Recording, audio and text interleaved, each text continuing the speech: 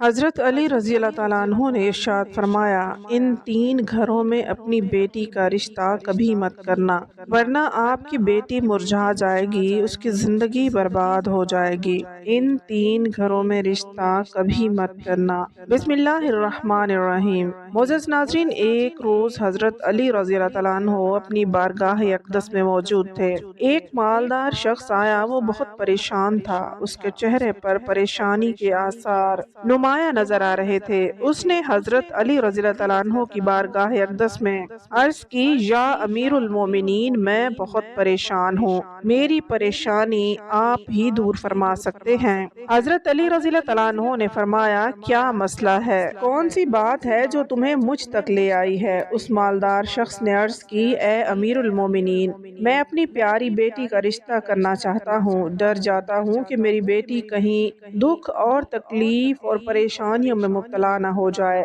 میری بیوی اور میں نے صلاح باہم کر کے آپ کے پاس آپ کی خدمت میں حاضر ہوا ہوں۔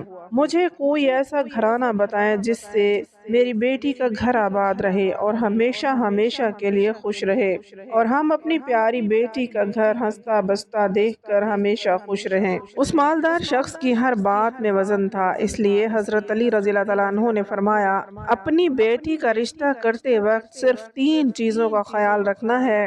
آپ کی بیٹی کا گھر ہمیشہ آباد رہے گا، اس کو اپنا گھر جنت محسوس ہوگا۔ آپ رضی اللہ تعالیٰ عنہ نے فرمایا، باپ کے گھر میں بیٹی ملکہ ہوتی ہے اور باپ اس کے لیے فکر مند ہوتا ہے۔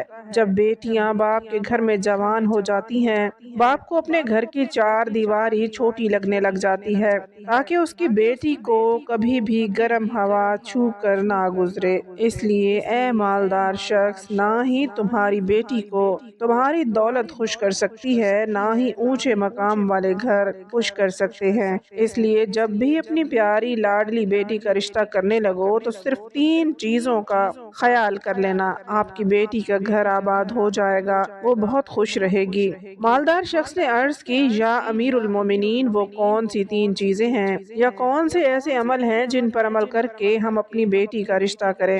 حضرت علی رضی اللہ تعالیٰ عنہ نے فرمایا، اے مالدار شخص، یاد رکھنا، اپنی بیٹی کا رشتہ اس جگہ اس گھر میں نہ کرنا جس گھر میں گھر کے فیصلے عورت کرتی ہو، مرد اس عورت کے فیصلے پر عمل کرتے ہوں۔ اپنی بیٹی کا رشتہ کبھی بھی ایسے گھر میں نہ کرنا، ورنہ آپ کی بیٹی کا گھر بسنے سے پہلے ہی اجڑ جائے گا، برباد ہو جائے گا، آپ کی بیٹی کی دنیا برباد ہو جائے گی۔ ناظرین، اور ہم نے یہ دیکھا ہے کہ جب بیٹیوں کے رشتے ٹوٹتے ہیں تو جتنی بھی حسین لڑکی کیوں نہ ہو، وہ اس دنیا میں بے نام ہو جاتی ہے۔ اس کو نہ گھر والوں سے پیار ملتا ہے، نہ میکے والوں سے پیار ملتا ہے، وہ میکے والوں پر اور اپنے شوہر پر خود کو بوجھ سمجھنے لگ جاتی ہے۔ ایسا ہم نے دیکھا ہے کہ بھائیوں نے بھی بہن کو بوجھ قرار دیا ہے۔ ایسے کئی گھر ہمارے آس پاس موجود ہوتے ہیں۔ ایسی لڑکیوں کو سب لوگ تانا دیتے رہتے ہیں، ایسی لڑکیوں کو نہ دن کو سکون ملتا ہے نہ رات کو۔ وہ جب اپنے والدین کو اور اپنے بہن بھائیوں کو پریشان دیکھتی ہیں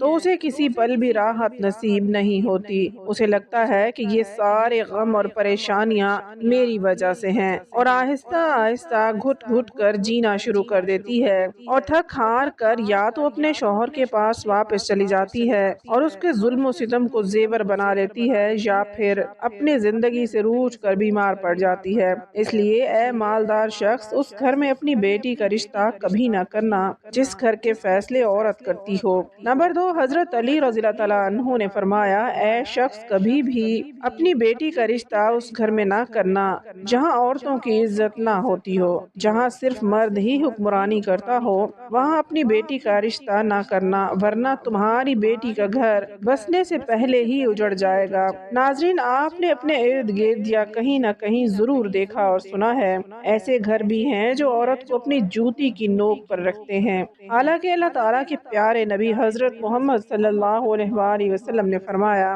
کہ جیسا تم کھاؤ اپنی بیوی کو ویسا ہی کھلاؤ، جیسا تم پہنو ویسا ہی ہی اپنی بیوی کو پہناؤ۔ لیکن ایسے گھر بھی ہیں جو صرف خود کو اول سمجھتے ہیں اور اپنی بیوی کو خاطر میں نہیں لاتے۔ ایسے شخص بھی ہیں جو اپنی بیوی پر ظلم و ستم کر کے خوش ہوتے ہیں اور کہتے ہیں ہم نے اپنی برادری میں اپنا نام اونچا کر لیا ہے، حالانکہ وہ اپنا نقصان کر رہے ہیں، کیونکہ میرے حضور نبی کریم صلی اللہ علیہ وآلہ وسلم کی سنت پر عمل پیرا نہیں ہوتے، وہ اپنے لیے عذابوں کا گڑھا کھود رہے ہیں۔ اس لیے اے شخص اپنی بیٹی کا رشتہ اس جگہ مت کرنا جہاں عورتوں کی عزت نہ ہوتی ہو۔ حضرت علی رضی اللہ عنہ نے فرمایا اپنی بیٹی کا رشتہ اس جگہ کرنا جہاں اس کا خاوند اپنی بیوی کے ساتھ نرمی، خوش اخلاقی اور حسن سلوک کے ساتھ پیش آئے، جو اپنی بیوی کے حقوق ادا کرنے میں کسی قسم کی غفلت اور کوتاہی نہ کرے، جو اپنی بیوی کا اس طرح ہو کر رہے کہ کسی اجنبی